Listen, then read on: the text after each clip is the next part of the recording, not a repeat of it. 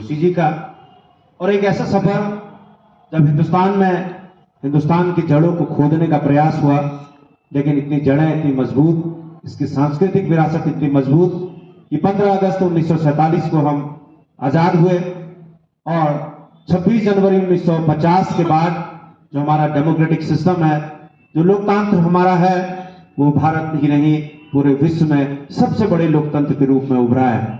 नैनीताल ने भी अपने सिपाहियों को इस पूरे स्वतंत्रता के आंदोलन में अपनी भूमिका निभाने वाले श्यामलाल वर्मा जी, बांकेलाल कंसल जी, श्री डूंगर सिंह बिस जी, उन्होंने जहां अपना योगदान सुनिश्चित किया, वहीं आजादी के बाद सोमनाथ शर्मा जो नैनीताल से ही पढ़े और मेजर राजेश अधिकारी, एक लंबा सफर नैनीताल का योगदान इस आजादी के इस जंग में, महात्मा गांधी के इस देश में, उन वीरों को आज इस कार्यक्रम के माध्यम से श्रद्धांजलि देते हैं जिन्होंने हमें स्वतंत्र हवा में विचरने का मौका दिया।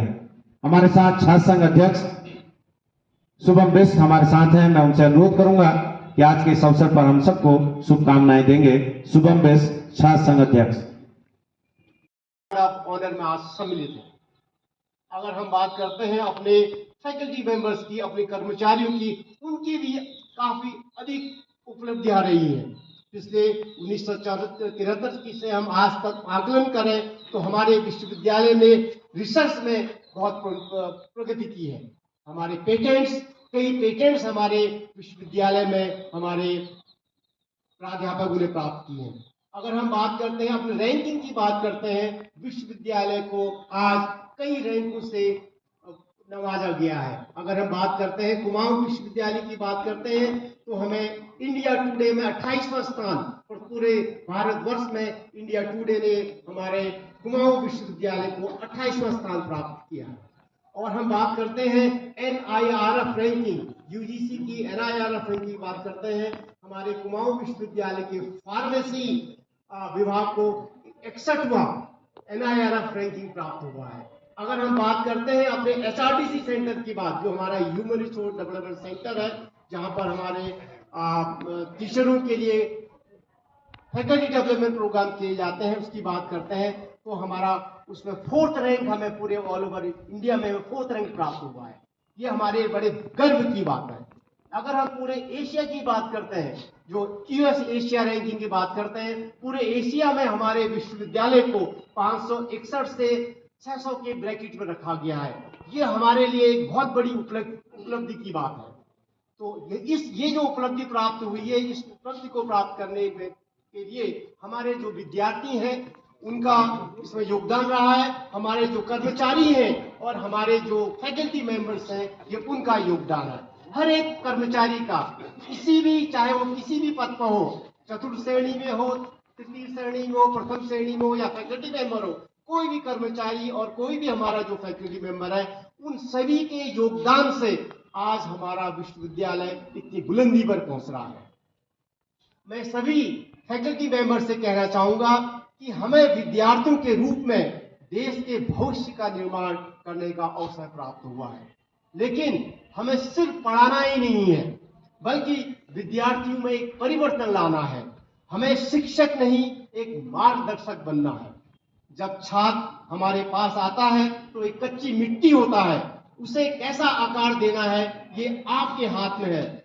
और जैसे हम बात करते हैं नरेंद्र दत्त की बात करते हैं, उनके जीवन में रामकृष्ण परमहंस आए तो वो स्वामी विवेकानंद बन गए। जब हम पांडवों की बात करते हैं, उनके जीवन में भारत में विभिन्न धर्मों के विभिन्न पर्व मनाए जाते हैं और हर दिन कोई न कोई त्योहार मनाया जाता है। हर धर्म को मानने वाले लोग पूरे उल्लास के साथ अपने पर्व को मानते हैं, लेकिन कुछ पर्व, कुछ त्योहार ऐसे होते हैं जो प्रत्येक देशवासी के लिए महत्वपूर्ण है और पूरे देश में सम्मान और स्नेह के साथ मनाए जाते हैं।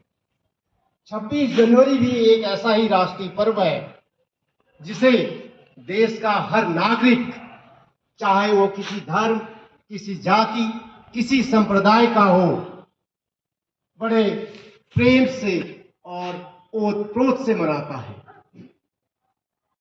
जैसा कि आप जानते हैं, 26 जनवरी 1950 के दिन भारत को एक गणतांत्रिक राष्ट्र घोषित किया गया था। इसी दिन स्वतंत्र भारत का नया संविधान अपनाकर नए युग का सूत्रपात किया गया था। यह भारतीय जनता के लिए एक स्वाभिमान का दिन था। गणतंत्र दिवस पर राष्ट्र अपने महानायकों को स्मरण करता है। हजारों लोगों की कुर्बानियां के बाद देश को आजादी मिली। कईयों ने इसके लिए अपनी जान तक न्यौछावर कर दी। महात्मा गांधी, लाजपत राय, बाल गंगाधर तिलक, भगत सिंह, सुभाष चंद्र बोस जैसे राष्ट्रभक्तों ने जान की बाजी लगा दी। इन्होंने देशवासियों के सामने जीवन मूल्य रखे। हमारा गणतंत्र इन्हीं जीवन मूल्यों के पर आधारित है। अतः हमारा कर्तव्य है कि हम इनकी रक्षा करें। समय, व्यक्ति की गरिमा, विश्व बंधुत्व, सर्वधर्म समभाव, धर्मनिरपेक्षता गणतंत्र के मूल तत्व हैं। अपने गणतंत्र को फलता फूलता देखने के लिए हमें हृदय में धारण करना होगा। मेरा यह मानना है